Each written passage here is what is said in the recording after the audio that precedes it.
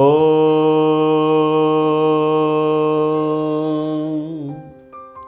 सहनाववतु सहनौ भुनक्तु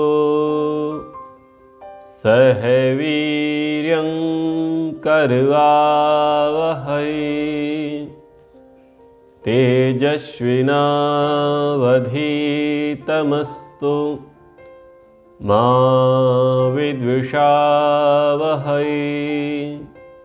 ओम शांति शांति शांति। उपनिषद में ईशोपनिषद का पाठ चल रहा है। कुर्वन्यवेह कर्माणि जिजीविषेक्षतं समाह एवं त्वयि नान्यथेतोऽस्ति न कर्म लिप्यते नरे। इस मंत्र पर हमारा विचार चल रहा है। पहले की कक्षा में कुर्वन्यवेह कर्माणि, मनुष्य किस प्रकार के कर्मों को करे, कैसे कर्मों को करता रहे, इस पर चिंतन हुआ। अब आज प्रसंग उठता है जिजीविषेक्षतं समाह। जिजीविषा, जीने की इच्छा हम करते रहे। कब तक जिए? 100 वर्षों तक। यदि हम पूर्व के मंत्र को देखते हैं, ईशावास्यमिदं सर्वं यत्किंच जगत्याम जगत तेन त्यक्तेन भुंजीथा मा गृधा कस्य सुधनम। हे जीवात्माओं, हे मनुष्यों, यह संसार परमपिता परमेश्वर के द्वारा निर्मित है। इस समग्र संसार में ईश्वर व्याप्त है। इस संसार का कर्ता धर्ता स्वामी पालक ईश्वर ही है। आपको यह संसार भोग और अपवर्ग के लिए दिया है। इसलिए आसक्ति भाव को छोड़ते हुए आप त्याग पूर्वक इसका भोग करें, इसका लोभ न करें, क्योंकि यह आपका नहीं है। इस प्रकार की चर्चाएं पहले मंत्र में आई, जिसकी हमने विस्तृत विचार उस पर किया। दूसरे मंत्र पर जब हम विचार कर रहे हैं, तो यदि हम ये देखें कि भगवान ने मुंह दिया है तो भोजन भी देगा, जीवन दिया है तो जीवन जीने का साधन भी दे ही देगा, ऐसी ऐसी अन्य विचारधाराएं भी आती हैं। मैं आपसे एक विचार साझा करूंगा अथवा आपसे पूछना चाहूंगा कि किसी के पिताजी ने पर्याप्त धन संपत्ति अर्जित किसी काल में की हो और करने के बाद स्वयं कुछ उपभोग न की हो और अपने बच्चों के लिए, आगे की संतति के लिए उन्होंने आरक्षित कर रखी हो, और पिताजी ने कहा कि बेटा इस संपत्ति का आप उपभोग करिए, तो यदि वो व्यक्ति संपत्ति का उपभोग करेंगे तो क्या संपत्ति का उपभोग करके वो जीवित रह पाएंगे?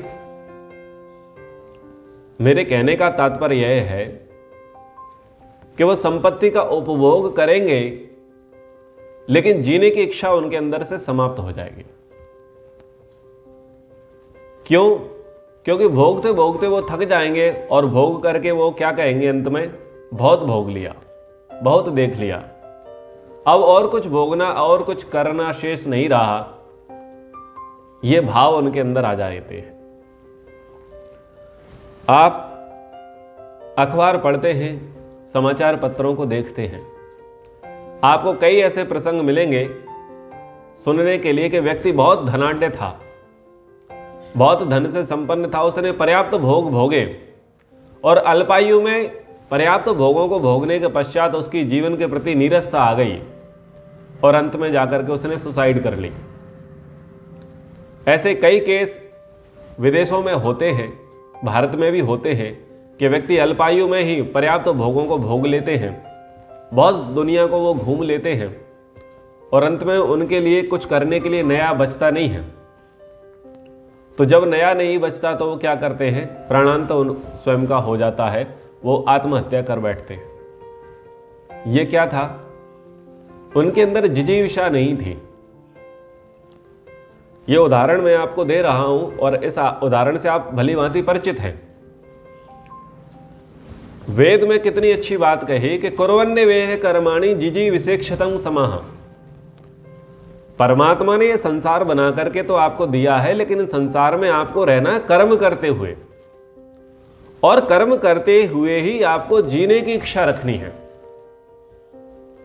अब व्यक्ति बैठा बैठाया खाता रहेगा और कुछ कमाएगा नहीं, कुछ करेगा नहीं, तो खाते खाते तो उसकी संतुष्टि हो ही चुकी होगी ना, उसकी जिजीविषा समाप्त हो जाएगी।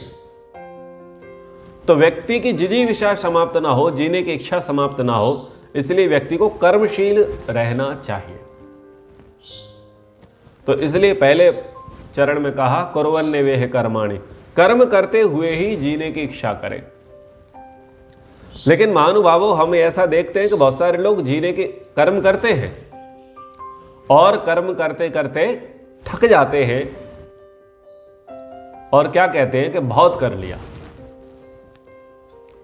नीरसता उनके जीवन में आ जाती है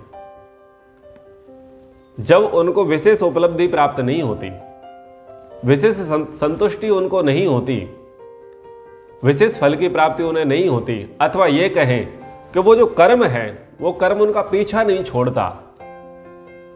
बहुत सारे लोग ऐसे होते हैं जो रोज कुआं खोदते हैं और रोज पानी पीते हैं, वो अपने इस जीवन से तंग आ जाते हैं। मैं संकेत कर रहा हूं जो नित्य प्रतिदिन कमाते हैं और नित्य प्रतिदिन कमाई का खर्च करते हैं। संचित धन उनके पास नहीं है, अथवा उनका कार्य ऐसा नहीं कि वो पर्याप्त धन का संचय कर सके। तो पिछले 30, 40, 50, 60 वर्षों से वो ऐसा ही करते आते हैं, लेकिन उनके जीवन में शांति नहीं है। उन्हें लगता है कि कभी तो ऐसा अवसर आए कि बैठ करके खाएं, कोई तो ऐसी लाइन मिले कि बैठ करके खाएं, लेकिन खाने के लिए कमाना पड़ता है। तो उनके अंदर भी नीरसता आ जाती है और वो थक जाते हैं कि मैं कब तक करूं। ऐसे ही परिवार में भी बहुत सारे लोग होते हैं। बहुत सारे लोगों में कुछ 2-4 लोग ही ऐसे होते हैं जो कमाने वाले होते हैं, और वो कमाने वाले कमा कमा करके थक जाते हैं, और जिनके लिए कमाते हैं वो उनके पुरुषार्थ की वैल्यू नहीं समझते। परिवार के अन्य सदस्य उनके पुरुषार्थ की वैल्यू नहीं समझते, और पुरुषार्थ की वैल्यू के अतिरिक्त वो जो कमा रहा है उसका यथोचित सम्मान भी नहीं करते, उसका आदर भी नहीं करते। तो ऐसे में वो व्यक्ति जो अपने परिवार को कमा करके खिला रहा था, उसके अंदर भी नीरसता आ जाती है और उसके भी जीने की इच्छा समाप्त हो जाती है। वो सोचता है कि आखिर मैं कब तक करूं। ये बातें आती हैं या नहीं आती? ये परिस्थितियां व्यक्ति के जीवन में आती हैं या नहीं आती हैं? आती हैं। तो यहां पर कहा कि जिजी विशेष सतम समाह, जीने की इच्छा करो 100 वर्षों तक। तो कैसे जीवन जिए? इतनी प्रतिकूलताएं तो हैं, जीवन कैसे जिए? और कहा कि 100 वर्षों तक जिए। क्या 100 वर्ष संभव है जीना? तो 100 वर्ष जीवन जीने के लिए महर्षि दयानंद जी ने एक मार्ग बताया, शास्त्रोक्त वेदोक्त मार्ग बताया। ब्रह्मचर्येण विद्या सुशिक्षे प्राप्ये, ब्रह्मचर्य के सेवन से विद्या और अच्छी शिक्षा को पा करके, उपस्थेंद्रिय निग्रहेण, उपस्थ इंद्रिय के रोकने से पराक्रम को बढ़ा करके, यानी नींव आपकी मजबूत होगी तो आपकी इमारत, आपकी दीवार, आपका भवन स्थायी बनेगा। आरंभिक 25 वर्ष ब्रह्मचर्य धारण के हैं, और ब्रह्मचर्य के धारण करेंगे उससे आपका बैकग्राउंड, उससे आपका फाउंडेशन मजबूत हो जाएगा, बलवान हो जाएगा। लेकिन इसका यह अर्थ नहीं है कि 25 वर्ष तक ही ब्रह्मचर्य का पालन करना है और उसके बाद हमें सर्टिफिकेट मिल जाएगा ब्रह्मचर्य की हानि का। ऐसा नहीं है। आरंभिक स्थिति है कि 25 वर्ष तक ब्रह्मचर्य का पालन करें और उसके बाद भी यथाशक्ति यथा सामर्थ्य हम ब्रह्मचर्य का पालन करते रहें।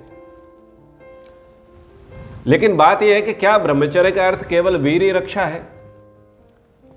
क्या वीर्य रक्षा करने मात्र से काम चल जाएगा? वीर्य रक्षा से अकेले काम नहीं चलने वाला। हमको इंद्रियों के भोगों में लिप्त नहीं होना है। रूप के, रस के, शब्द के, स्पर्श के, गंध के जो विषय है उनमें हमें अंधाधुंध आकृष्ट नहीं होना है। हमें उनका यथा योग्य लाभ लेना है। आज हृदयघात से किसी भी अवस्था में किसी का भी प्राणांत हो रहा है। क्या हृदयघात के लिए केवल ब्रह्मचर्य जिम्मेदार है? खानपान नहीं है। खानपान भी बहुत बड़ा जिम्मेदार है। इसलिए महर्षि दयानंद जी ने कहा, ब्रह्मचर्येण विद्या सुशिक्षे प्राप्ये। पहली प्राथमिकता हमारे जीवन की क्या हो कि हम ब्रह्मचर्य का धारण करें, ब्रह्मचर्य का धारण करके अच्छी शिक्षा को, अच्छी विद्या को प्राप्त करें, अपनी नींव को मजबूत बनाएं, अपनी फाउंडेशन को स्ट्रांग बनाएं। फिर क्या करें? उपस्थ इंद्रिय को रोकने का पराक्रम बढ़ाएं। इंद्रियों पर संयम हम करना सीखें। अल्प मृत्यु को हटा देवे, यानी जो अकाल मृत्यु है उस अकाल मृत्यु को हम हटा देवे। और क्या करें? युक्त आहार विहारेण शतवार्षिकम आयु प्राप्नुवन्तु। युक्त आहार विहार से 100 वर्ष की आयु को प्राप्त होवे। तो महर्षि दयानंद जी कह रहे हैं कि ब्रह्मचर्य का पालन करें, इंद्रिय के भोगों में आसक्त ना रहे, जो अल्प मृत्यु है, अकाल मृत्यु है, उसको मार भगाएं और युक्त आहार विहार से 100 वर्ष की आयु को प्राप्त करें। तो ये तो हो गया 100 वर्ष की आयु को प्राप्त करने का फॉर्मूला। तो युक्त आहार विहार, जैसे मैंने कहा कि आज जो हृदयघात हो रहे हैं वो हृदयघात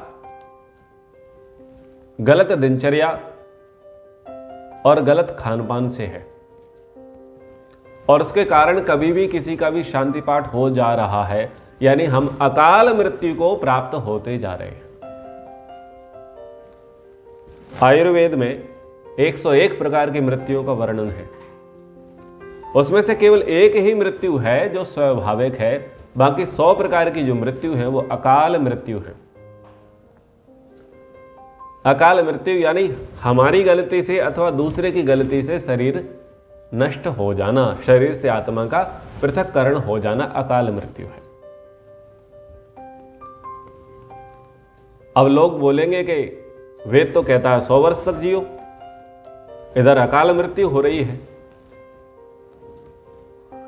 तो क्या जिनकी अकाल मृत्यु हो रही है वो शेष समय तक भटकते रहेंगे? ऐसी मान्यता समाज में चलती है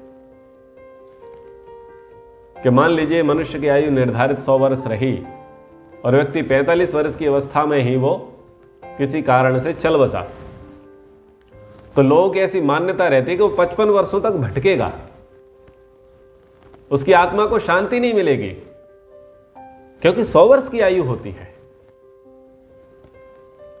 और वो व्यक्ति परेशान करेगा अथवा वो व्यक्ति परेशान रहेगा, वो जीवात्मा वो परेशान रहेगा।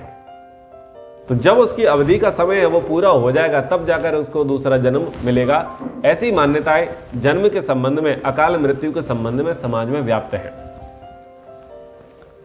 तो हम इस प्रसंग को भी साथ में लेते हुए इस अकाल मृत्यु के प्रसंग को भी समझ लेते हैं। अकाल मृत्यु का अर्थ इतना ही है कि समय नहीं आया था और समय से पहले चल दिए। तो समय से पहले चल दिए तो इसका अर्थ ये नहीं है कि भटकेंगे, क्योंकि जीवात्मा के संबंध में कहा जाता है कि वो कुछ ही पलों में, कुछ ही क्षणों में, कुछ ही समय में उसका देहांतर गमन हो जाता है, वो एक शरीर से दूसरे शरीर को धारण कर लेता है। तो वहां वो आत्मा के भटकने जैसा प्रसंग नहीं है कि आत्मा भटकती है। तो अकाल मृत्यु से कैसे बचे? तो लोगों ने एक अलग ही प्रपंच शुरू कर लिया, बोले महामृत्युंजय मंत्र का पाठ कराओ, ठीक है, तो उससे अकाल मृत्यु दूर हो जाएगी। अब महामृत्युंजय का मंत्र का पाठ कर रहे हैं, पाठ कौन कर रहा है? पाठ कोई और कर रहा है। पाठ किसके लिए हो रहा है? पाठ किसी और के लिए हो रहा है। मंत्र का जाप कौन कर रहा है? मंत्र का जाप कोई और कर रहा है। बड़ी अद्भुत टेक्नोलॉजी है। मंत्र का जाप कोई और करे और उसकी शक्ति, उसका प्रभाव किसी और को मिले। अद्भुत टेक्नोलॉजी है, विचारणीय है। अब वहां पर क्या कहा जा रहा है मंत्र में कि हे प्रभु, जैसे खरबूजा बेल से पक करके स्वतः ही छूट जाता है, वैसे ही मैं भी छूट जाऊं। इसी को बोला है ना स्वाभाविक मृत्यु। और यहां आयुर्वेद में 101 प्रकार की मृत्यु है, जिसमें एक मृत्यु है स्वाभाविक, जिसकी इस मंत्र में प्रार्थना की गई है कि जैसे खरबूजा बेल से पक करके स्वतः छूट जाता है, वो स्थिति है स्वाभाविक मृत्यु की। और 100 प्रकार की जो स्थितियां हैं वो सब अकाल मृत्यु है। तो अकाल मृत्यु के लिए सबसे पहला कारण कौन है? हम स्वयं हैं। इसलिए यहां पर शास्त्रों में कहा कि ब्रह्मचर्य का धारण करें। ब्रह्मचर्य क्या करता है? ब्रह्मचर्येण तपसा देवा मृत्युम उपाघ्नत। विद्वान लोग ब्रह्मचर्य और तप के द्वारा मृत्यु को मार भगाते हैं। तो यदि अकाल मृत्यु से बचना है तो उसकी पहली प्रायोरिटी ब्रह्मचर्य धारण है, ना कि महामृत्युंजय मंत्र का पाठ। ब्रह्मचर्य का धारण करें, वीर की रक्षा करें यथासंभव, यथा सामर्थ्य। दूसरा क्या करें? दूसरा यह करें कि इंद्रियों के भोग में आसक्त ना हो। आपने एक श्लोक सुना होगा, कुरंग मातंग पतंग भृंगा मीना हता पंच वीरेव पंचः एका प्रमादी सकथम न हन्यात यह सेवते पंच वीरेव पंचः। एक एक जीव एक एक विषय पर आकृष्ट होकर के अपने प्राण गवा देता है, अपनी जान गवा देता है। तो हम अंधाधुंध इंद्रियों के भोग में लिप्त ना रहे। और महर्षि दयानंद जी ने बड़े ही सरल शब्दों में कहा, युक्त आहार विहारेण शतवार्षिकम आयु प्राप्नुवन्तु। युक्त आहार विहार से 100 वर्ष की आयु को प्राप्त करें, यानी हमारी दिनचर्या बहुत अच्छी हो। आज के समय में व्यक्ति समय पर नहीं सोता। जो उठने का निर्धारित समय है, उस निर्धारित समय पर व्यक्ति नहीं उठता। व्यक्ति को 10 बजे सो जाना चाहिए, 4 बजे 5 बजे उठ जाना चाहिए, लेकिन रात के 1 बजे 2 बजे तो सो रहा है और सुबह 9 बजे 10 बजे उठ रहा है। अब बताइए, चाहे वो उज्जैन जाए, चाहे महाकाल के दर्शन करने जाए, चाहे वो रुद्राक्ष की माला डाले, चाहे वो महामृत्युंजय का कितनी पाठ करा दे, अकाल मृत्यु उसकी निश्चित है। ठीक है। फिर ऐसे ही कोई व्यक्ति व्यसन करता है, उस व्यसनी की भी अकाल मृत्यु निश्चित है। जो भोजन भट्ट है, भोजन पर जिसका कंट्रोल नहीं है, लालायित हो पड़ता है, थाली देखी और टूट पड़ता है। भोजन देख करके जीव में लार आ जाती है, लोभ लालच उसका बढ़ जाता है, श्वास भी नहीं लेता, इतने बुरी तरीके से वो भोजन को ग्रहण करता है। उस व्यक्ति की अकाल मृत्यु निश्चित है। जो ठीक प्रकार से वाहन नहीं चला पाता, जो मन को एकाग्र करके कार्य व्यवहार नहीं करता, उसकी अकाल मृत्यु निश्चित है। तो ये बड़े बड़े कारण हैं, इन बड़े बड़े कारणों को तो हमें ठीक करना पड़ेगा। इनको जितना हम ठीक करेंगे उतना हम अकाल मृत्यु से बचेंगे। तो किसी पूजा पाठ से अकाल मृत्यु नहीं बचने वाली। हमें स्वयं को संयमित जीवन जीना पड़ेगा, तो हम अकाल मृत्यु से बचेंगे। कोई तावीज, कोई डोरा, कोई धागा, किसी देव स्थान की मन्नत, ये बचाने वाली नहीं है। ये तो प्रोपेगेंडा है मार्केटिंग के। लोगों को अपनी अपनी दुकानदारी चलानी है, इसलिए इस प्रकार का ये चल पड़ा है दौर। और वास्तविकता, सनातन मान्यता तो यही है कि ब्रह्मचर्य का धारण करें, इंद्रियों के भोग में अंधाधुंध लिप्त ना होवें और अपनी दिनचर्या, अपना खान पान, अपने आचार विचार व्यवहार ठीक रहे, अच्छे रखें। इससे हम अकाल मृत्यु से बच सकते हैं और आयुर्वेदिक भोजन करें। अपनी वात, पित्त, कफ प्रकृति को ध्यान में रखें और ऋतुओं को ध्यान में रखें। कैसी ऋतु है, उस ऋतु में किस प्रकार का भोजन करना है। तो जब इस प्रकार का व्याख्यान हुआ तो 3 प्रकार के लोग हमारी बुद्धि में आते हैं। एक व्यक्ति है जो खाने के लिए जीता है, और खाने के लिए जीता है इसलिए क्योंकि वो कर्म भी करता है। वो कहता है कि सुबह मेहनत मजदूरी करनी है तो खाना तो है, यानी काम करना है तो खाना है, खाना है तो काम करना है। तो ये एक सामान्य प्रकार के व्यक्ति हैं जो प्रायः बहुतायत मात्रा में इस दुनिया में मिल जाते हैं, यानी खाने के लिए जीते हैं अथवा वो काम करते हैं इसलिए वो खाते हैं।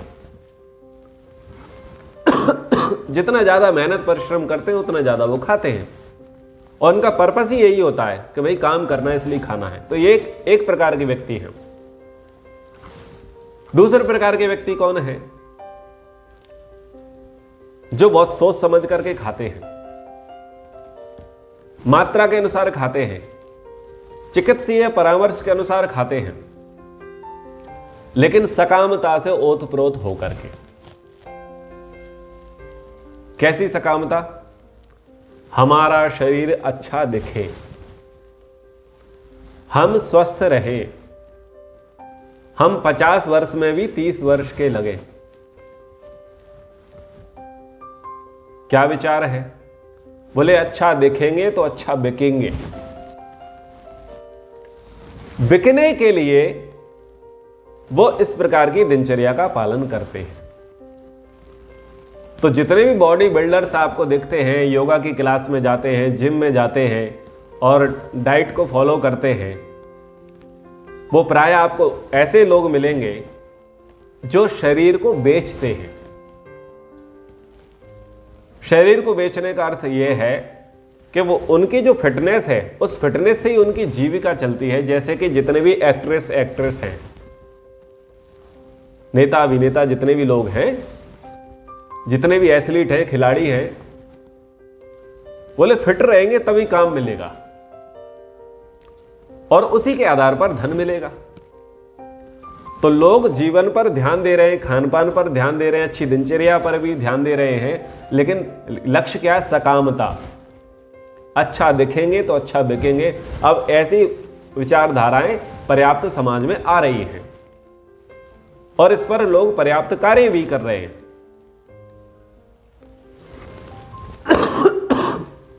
बहुत सारे फिटनेस के केंद्र बन गए हैं, आसन व्यायाम के योगा सेंटर बन गए हैं।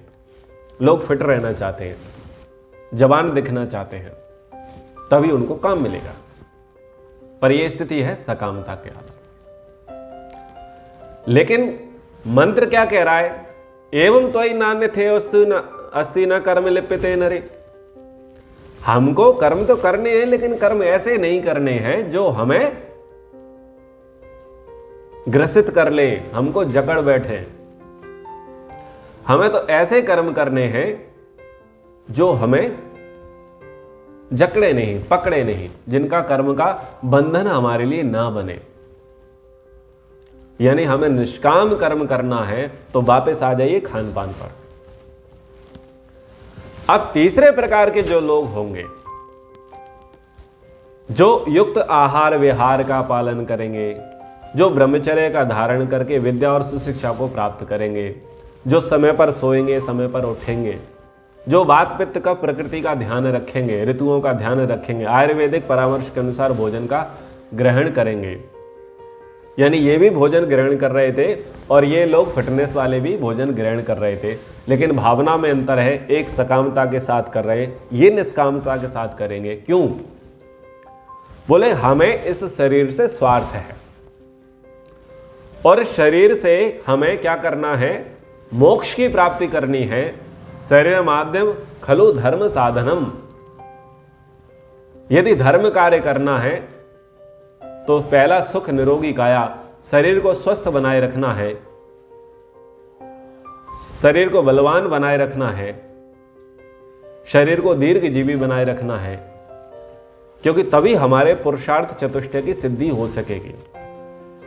जितना शरीर स्वस्थ रहेगा उतना लंबा समय हमें मिलेगा, जितना लंबा समय हमें मिलेगा उतना ही हम अष्टांग योग पर काम कर पाएंगे, हम धारणा ध्यान समाधि तक पहुंच पाएंगे, हम संप्रज्ञात से असंप्रज्ञात पर पहुंच पाएंगे। यानी कि हम जो शरीर को स्वस्थ रख रहे हैं वो प्रभु की प्राप्ति के लिए रख रहे हैं। अब इनका पूरा ही विचार बदल जाएगा।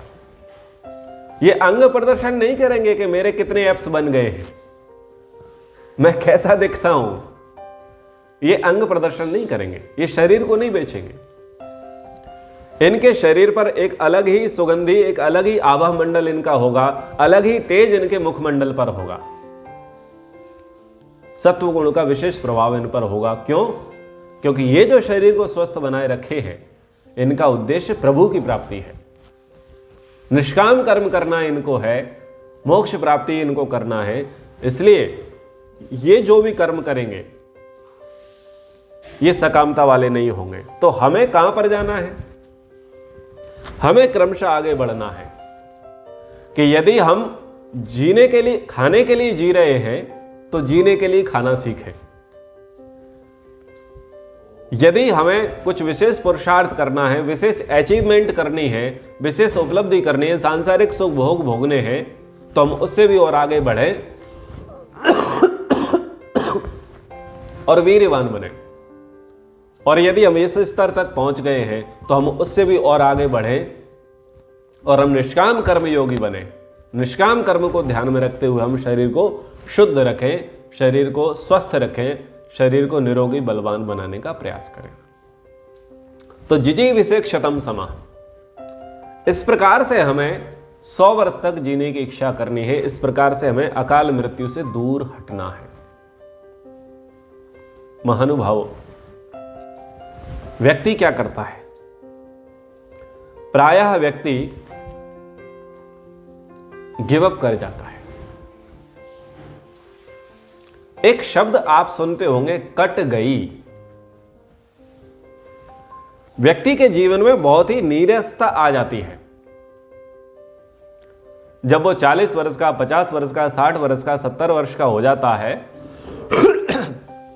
अपने सामान्य वो कार्य पूरे कर चुका होता है, पारिवारिक जिम्मेदारियां वो लगभग ठीक ठीक पूरी कर चुका होता है, या अन्य क्षेत्र में वो थोड़ी उपलब्धि प्राप्त कर चुका होता है, तो व्यक्ति क्या कहता है? कट गई।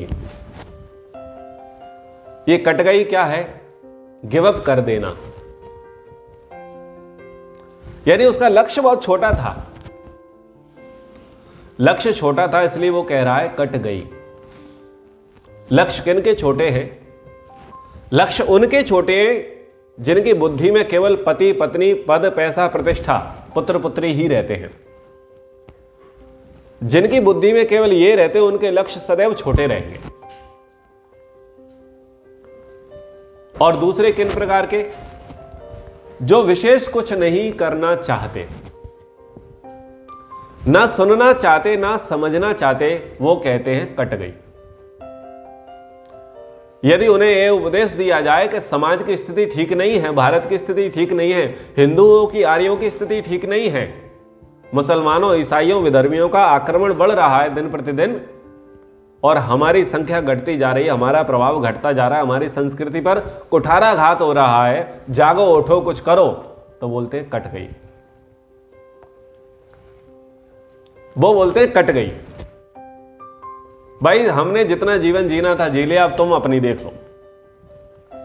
तो ऐसी नीरसता उन लोगों के भीतर भी आती है। जब आप समाज को लेकर के, धर्म को लेकर के, राष्ट्र को लेकर के अन्य अन्य स्थानों पर जाते हैं, लोगों से बातचीत करते हैं, तो वो लोग, उस नकारात्मक विचारधारा के लोग, वो इसी प्रकार से बोलते हुए अपनी बातों को वहां विराम कर देते हैं। यानी वो आपकी सुनना नहीं चाहते, वो आपकी बात को समझना नहीं चाहते। उनकी बुद्धि में क्या है, कट गई,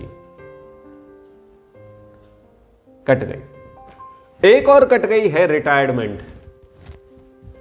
एक तीसरी आती है रिटायरमेंट, जब व्यक्ति अपने नौकरी धंधे व्यापार से रिटायर्ड हो जाता है 60-65 वर्ष में रिटायर्ड हो जाता है। तो रिटायर्ड होते ही उसे क्या लगता है, अब जीवन शेष नहीं रहा,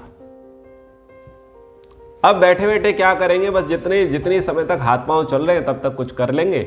लेकिन उसकी बुद्धि में यह नहीं रहता कि अभी 62 वर्ष में मैं रिटायर्ड हुआ हूं, अभी 38 वर्ष बाकी है, अभी 75 का हुआ हूं, 25 बाकी है, अभी 80 का हुआ हूं, 20 बाकी है, अभी 55 का हुआ हूं, 45 बाकी है। वो बाकी उसकी बुद्धि में नहीं रहता। क्यों नहीं रहता? क्योंकि मैंने बताया कि उनका फोकस पुत्र पुत्री, पति पत्नी, पद पैसा, प्रतिष्ठा, उनका फोकस केवल इतना ही रहता है। इसलिए उनकी जिजीविषा समाप्त हो जाती है, जीने की इच्छाएं समाप्त हो जाती हैं। वो व्यक्ति 100 वर्ष तक नहीं जीते।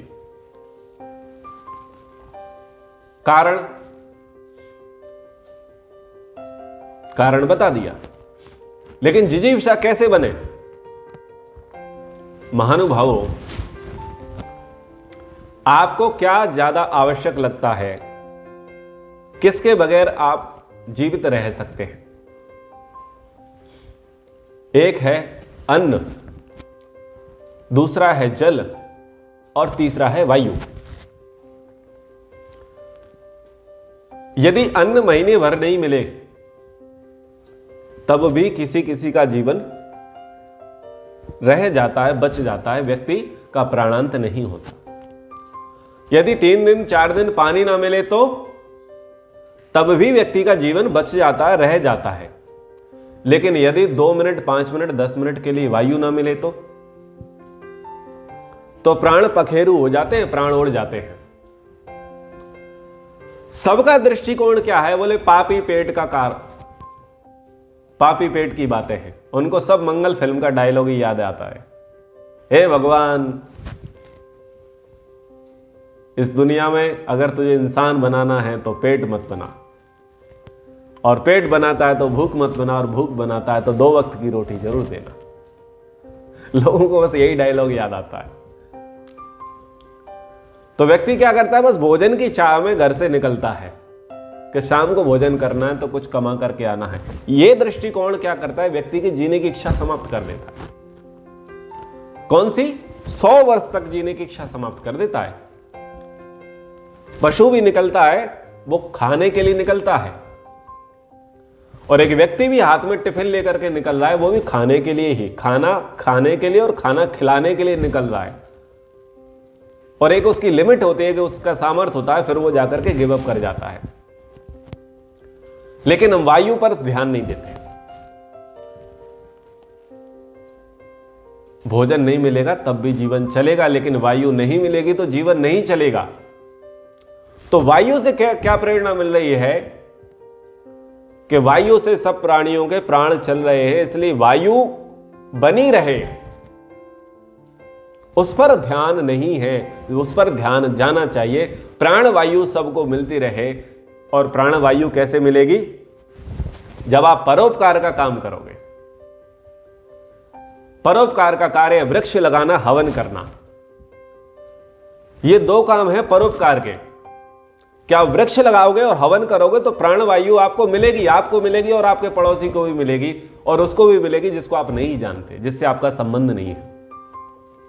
और ये परोपकार की भावना ही तुम्हें 100 वर्ष तक जीवित रखेगी। महानुभावों, जिसका जीवन जितना परोपकारी होता है वो उतना अधिक जीता है, उसकी जीने की इच्छा उतनी अधिक रहती है, क्योंकि उसके पास टास्क है, उसके पास काम है।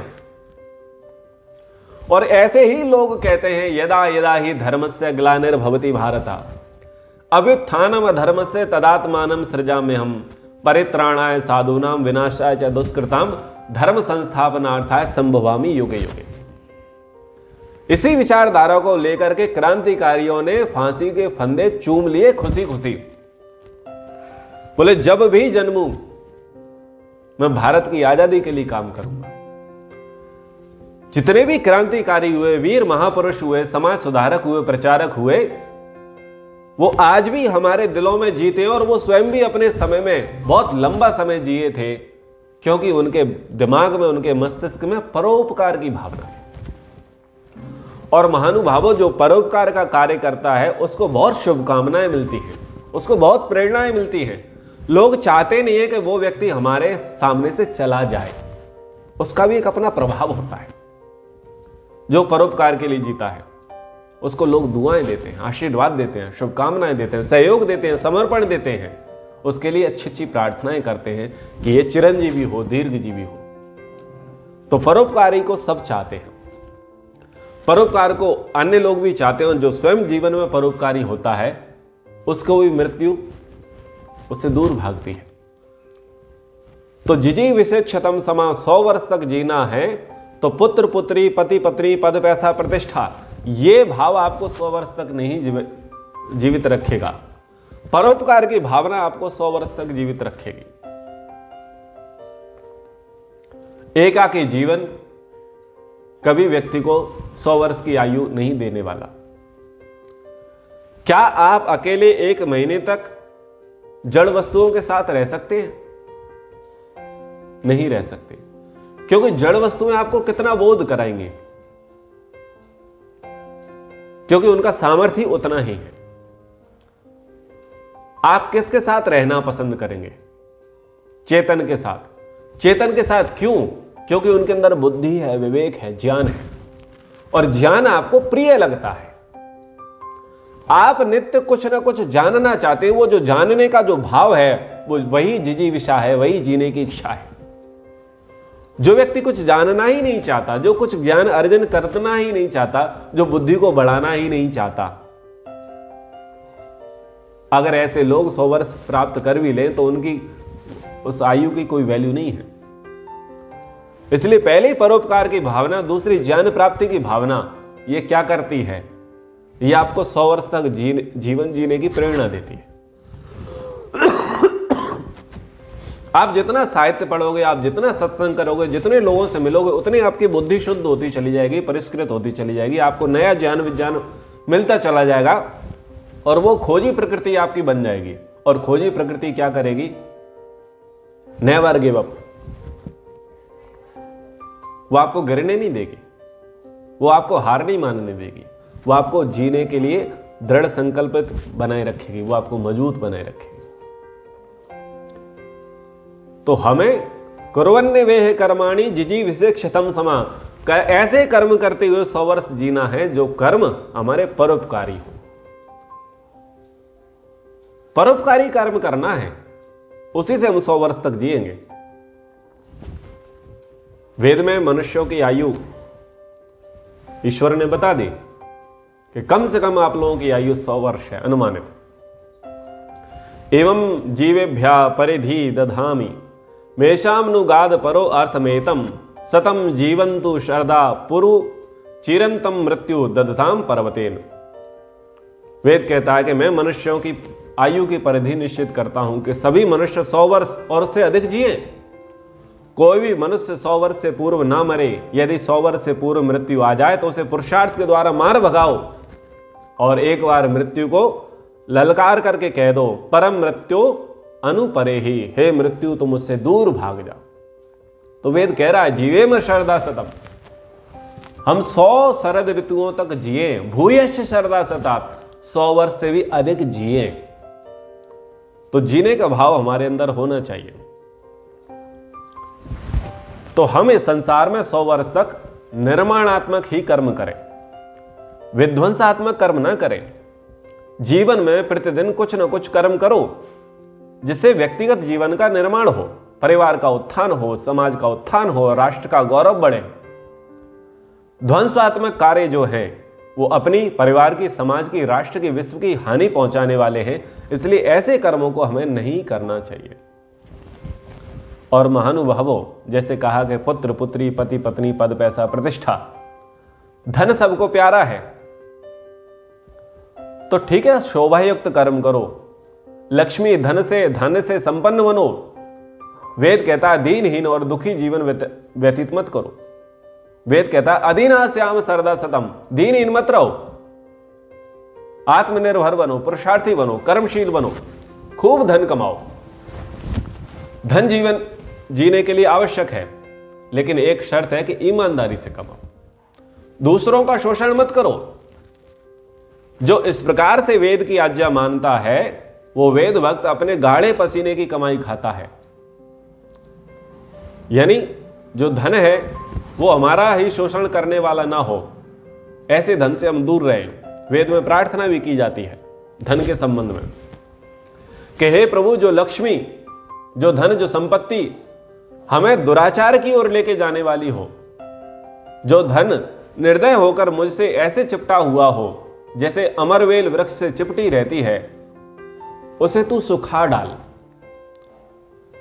हे देव, नागिन के समान ऐसी लक्ष्मी को मुझसे दूर रख, स्वर्ण आदि धनों से संपन्न कर, हमें तो तू उत्तम धन प्रदान कर। वेद में कहा उत्तम धन को प्रदान करो, उत्तम धन की प्राप्ति के लिए प्रयास करो। तो हमारी तो यही कामना है कि हम पवित्र कारिणी, जीवन को उन्नत करने वाली लक्ष्मी में रमण करें, जो पाप की वृत्ति की ओर लेके जाने वाली हो, ऐसी धन संपत्ति हमसे दूर हो जावे। रमंता पुण्य लक्ष्मीर्या पापिस्ता अनिश नसम, वेद में प्रार्थना की गई। तो हम धन भी कैसा कमाएं? सुख देने वाला, शांति देने वाला, और उस धन का प्रयोग किसमें हो? परोपकार में। हम पर्याप्त धन कमाएं और धन हमारा परोपकार के कार्यों में जितना लगेगा, वो धन हमें शांति देगा, सुख देगा। और यदि वो हमारा धन कमाया हुआ अनीति से, अधर्म से, अन्याय से आया है, तो वो धन ही हमारा विनाश करने वाला होगा। इसलिए कुछ बातें इस प्रसंग में आपके समक्ष रखी। कुर्वन्य वेह कर्माणि जिजी विषेक्षतंग समाह, हमको कर्म करते हुए ही 100 वर्ष तक जीने की इच्छा करनी है। तो किस प्रकार से 100 वर्ष जीवन जीना चाहिए, तो उसके कुछ बिंदु, कुछ पहलू मैंने आपके समक्ष रखे। आशा करता हूं कि ये आपके लिए बड़े ही लाभकारी होंगे, और यदि आपको पसंद आते हैं, आपको समझ में आते हैं, आपके लिए प्रेरणादायी होते हैं, तो आप इस विचारधारा का प्रचार करें, उसका आपको पुण्य मिलेगा। तो आप अपने जो इष्ट मित्र हैं, संबंधी हैं, परिचित और अपरिचित लोग हैं जो आपके संपर्क में हैं, उनको भी इस प्रकार के व्याख्यान का प्रसाद आप भेंट करिए, उनको फॉरवर्ड करिए, ताकि उनको भी कुछ लाभ मिले, उनको भी समझ में आए जिजीविषा क्या है, जीने की इच्छा क्या है। महानुभावों, आप कहीं पर भी जाते हैं, किसी की अंत्येष्टि पर जाते हैं, अथवा अंत्येष्टि होने के पश्चात उस परिवार के व्यक्ति से मिलते हैं, अथवा कोई रिटायर्ड व्यक्ति आपको मिलता है, अथवा जिसकी आयु 70-80 वर्ष हो गई है, वो आपको मिलता है। आपको प्रायः लोग वैसे ही मिलते होंगे, गिव अप करने वाले। तो आप उनको बोले, अच्छा आज आपका 81वां जन्मदिन है, हैप्पी बर्थडे, अभी आपके 19 बाकी हैं, ये बोल के जरूर आए। ये बहुत बड़े पॉइंट की बात है। जब व्यक्ति रिटायर्ड हो जाए 60 वर्ष में, तो आप बोले अगले 40 वर्ष के लिए आपकी क्या योजना है। यह आपको बोलना मुख्य है, ध्यान रखिएगा। इस पॉइंट को हमें नहीं छोड़ना है। जब व्यक्ति रिटायर्ड हो जाए तो उसकी बाकी की आयु कैलकुलेट करें। जब व्यक्ति उम्र दराज हो और उसका जन्मदिवस के अवसर पर आप आए, तो आप उसको बाकी आयु बता दें उसकी। और जब व्यक्ति ये कहे कि मेरी तो कट गई है, तो उसको भी बता दें कि अभी इतनी बाकी है। आपका ऐसा कहना उसके अंदर जीने की इच्छा उत्पन्न कर देगा, नए सृजनात्मक कार्य करने की भावना उसके अंदर ले आएगा। ये बहुत बड़े पुण्य की बात है, बहुत बड़ी प्रेरणा की बात है। मैं आप सब लोगों से ये कहना चाहता हूं कि आप लोग ऐसा करिए, क्योंकि मैं ऐसा करता हूं, इसलिए आपसे कह रहा हूं। तो आप सब शतायु होवे, 100 वर्ष तक जिए, 100 वर्ष से अधिक वर्षों तक आप जिए। आप परोपकारी कार्यों को करें, आप निर्माणात्मक कार्यों को करें और आप पुरुषार्थ चतुष्टय की सिद्धि करें, आप इसी जीवन में समाधि लगाएं। ऐसी शुभकामनाओं के साथ आज की कक्षा को हम यहीं पर विराम करते हैं। इति ओम शम।